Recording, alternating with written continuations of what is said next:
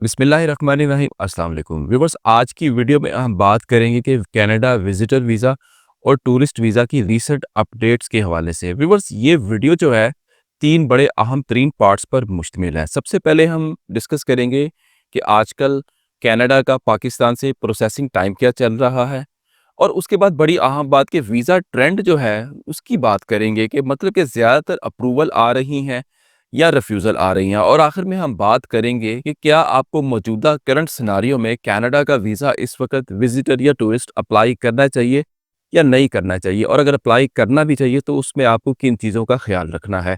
और अगर आप अप्लाई करने का सोच ही रहे हैं तो आपके पास इस वक्त व्यूअर्स कौन कौन से ऐसे अहम तरीन डॉक्यूमेंट्स होने चाहिए जिससे आपका कनाडा का वीज़ा लगने में आसानी हो।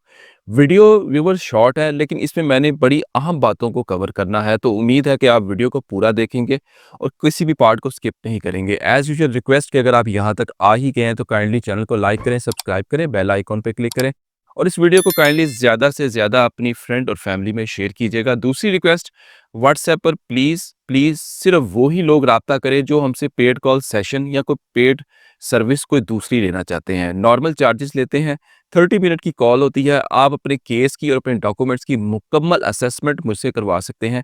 उसके बाद ही कोई मैं आपको लाहे-अमल या कोई एक्शन प्लान दूँगा कि जिस पर आप चलकर आप खुद अपने तौर पर आसानी से वीज़ा अप्लाई करके आप कामयाबी हासिल कर सकते हैं। बराए करम ये ना पूछा करें कि मेरे पास ये है, हमारा वीज़ा लग जाएगा कि नहीं, इस तरह हम असेसमेंट नहीं कर सकते। तो जी बगैर वक़्त ज़ाया किए जी वीडियो को स्टार्ट करते हैं। जी सबसे पहले व्यूअर्स बात कर लें प्रोसेसिंग टाइम की। अगर आज की डेट में प्रोसेसिंग टाइम पाकिस्तान से देखें तो 20 से 40 दिनों में या मैक्सिमम 50 दिनों में एप्लीकेशन जो है कनाडा की फाइनलाइज़ हो रही है। उसकी व्यूअर्स रीज़न ये है कि आईआरसीसी ने कुछ महीने पहले कहा था कि जी हमने जो पीछे हमारे बैकलॉग बहुत इकट्ठा हो गया था उसको उन्होंने निपटाया है।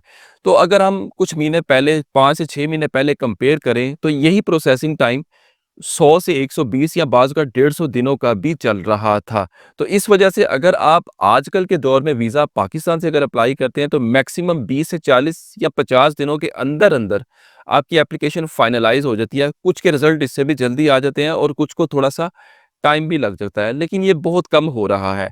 अच्छी बात व्यूअर्स इस पॉइंट ऑफ व्यू से ये है कि जिन लोगों का कोई फैमिली पर्पज़ था इवेंट से रिलेटेड, और वो डर रहे थे कि जी अगर हमने वीज़ा अप्लाई किया कनाडा का तो हमारी फ़ाइल जो है वो बैकलॉग में फँस जाएगी। अब ऐसा नहीं है।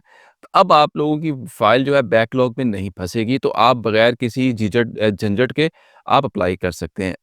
अच्छा जी व्यूअर्स, अब बात कर लें जी कनाडा वीज़ा का लेटेस्ट ट्रेंड जो है क्या चल रहा है।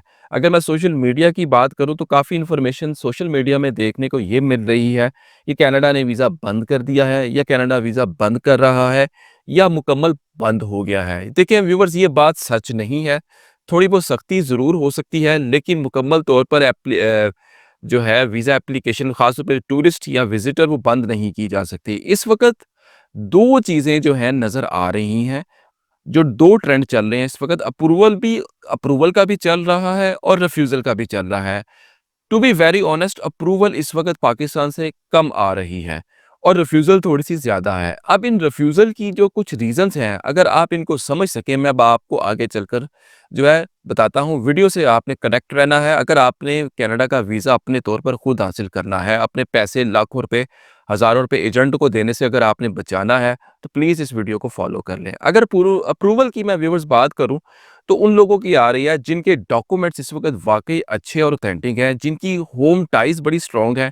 अब एक बंदा पूरी फैमिली के साथ ही वीज़ा अप्लाई कर रहा है, 60 साल उसकी उम्र है, तो ये होम टाई तो उसने अपनी जो इतनी अच्छी है वो उनको ले जाकर खुद ही ख़त्म कर रहा है। जिनके डॉक्यूमेंट्स फाइनेंस के स्ट्रॉन्ग हैं और या जिनकी जॉब्स या बिज़नेस से रिलेटेड डॉक्यूमेंट जो है वो अच्छे हैं। अब जो आपका पर्पस है या था वो बिल्कुल क्लियर होना चाहिए और वाज़िया होना चाहिए। तो ऐसे केसेस में जो जिनके डॉक्यूमेंट्स अच्छे हैं और जिनका पर्पस ऑफ विज़िट वैलिड है और स्ट्रॉन्ग है, तो उनको अप्रूवल आज भी पाकिस्तान से मिल रही हैं। उनको कोई जो है प्रॉब्लम का शिकार नहीं है।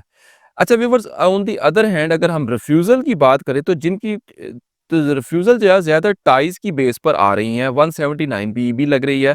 तो इस वक़्त ज़्यादा फाइनेंशियल की बेस पर भी जो है रिफ्यूज़ल्स आ रही हैं। टाइज़ की बेस पर और फाइनेंशियल की बेस पर कनाडा की रिफ्यूज़ल आजकल बढ़ रही हैं।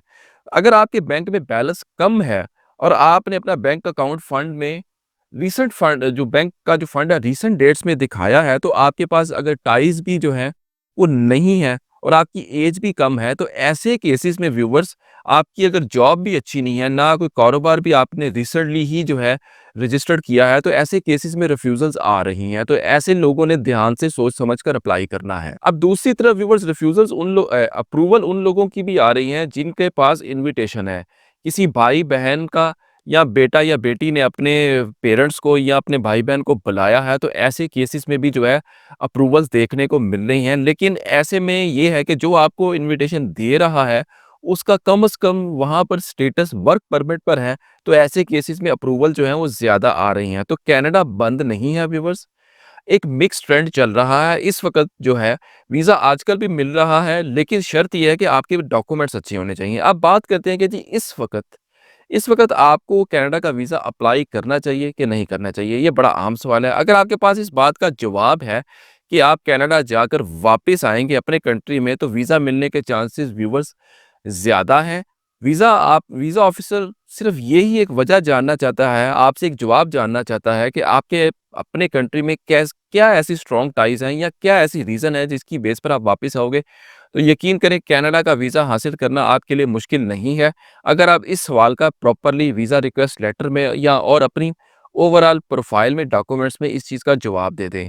अब इसकी जो है 3 वजूहात हो सकती हैं, जैसे कि आपके अगर डॉक्यूमेंट्स अच्छे हैं और दूसरी तरफ आपका बिज़नेस भी अच्छा है या आपकी जॉब भी अच्छी है, बिज़नेस पुराना है, जॉब पुरानी है, जो भी आपका सोर्स ऑफ अर्निंग है, वहाँ से आपका रेवेन्यू आपका अच्छा जनरेट हो रहा है और आपने बैंक स्टेटमेंट में आपने इसको अच्छा दिखाया है, तो ये चीज़ आपके लिए ये साबित करने के लिए काफ़ी है कि आप डेफ़िनेटली कनाडा जाकर वापस आओगे। क्योंकि देखिए व्यूअर्स इतना आसान नहीं होता कि अपनी स्टेबल जॉब को और अपने स्टेबल बिज़नेस को एकदम छोड़ देना। जब आप एकदम एक दफ़ा सोचते हैं कि जी मैं पक्का-पक्का अगर कनाडा जाना चाहता हूँ, तो पीछे मेरी जॉब्स, स्टेटस हर चीज़ अच्छी है, तो आप फिर भी आप 10 दफ़ा सोचेंगे पाकिस्तान को या अपने मुल्क को परमानेंटली छोड़ने पर।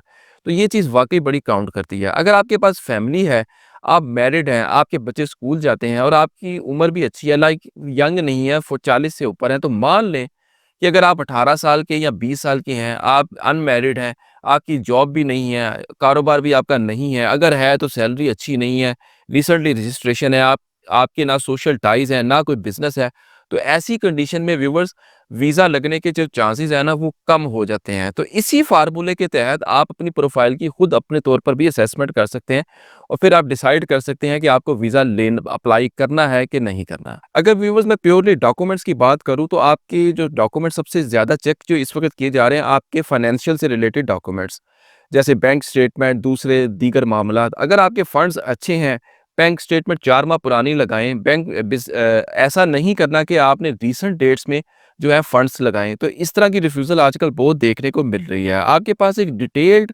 व्यूअर्स सीए रिपोर्ट भी होनी चाहिए। मैं ये ज़ाती तौर पर समझता हूँ कि अगर आपके पास टैक्स रिटर्न हो या ना हो, लेकिन एक वेरिफाइड चार्टर्ड अकाउंटेंट से एक सीए रिपोर्ट ज़रूर लगाएँ।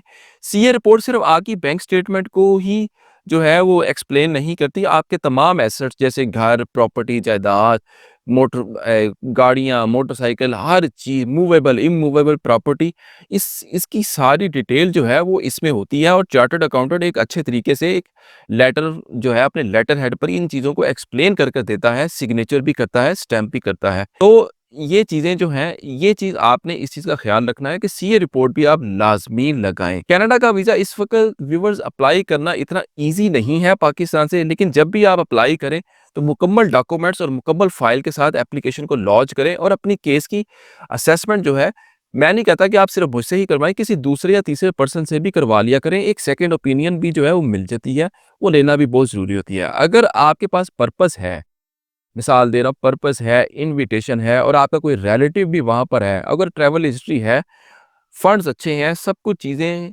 ठीक है, तो व्यूअर्स अप्लाई कर देना चाहिए, अप्लाई करने में कोई हर्ज नहीं। तो ये थी जी हमारी कनाडा की वीडियो रिसेंट अपडेट्स के हवाले से वीडियो मुझे कैसी लगी आपको मुझे कमेंट सेक्शन में ज़रूर बताइएगा। कोई क्वेश्चन हो तो आप सिर्फ़ वीडियो के कमेंट बॉक्स पे कर सकते हैं। बराए मेहरबानी व्हाट्सऐप पर सिर्फ़ हमसे वही लोग राब्ता करें जो पेड कॉल सेशन लेकर अपने केस की असेसमेंट करवाना चाहते हैं या कोई मामला डिस्कस करना चाहते हैं। वो अब तक के लिए इतना ही, बहुत शुक्रिया, अल्लाह हाफ़िज़।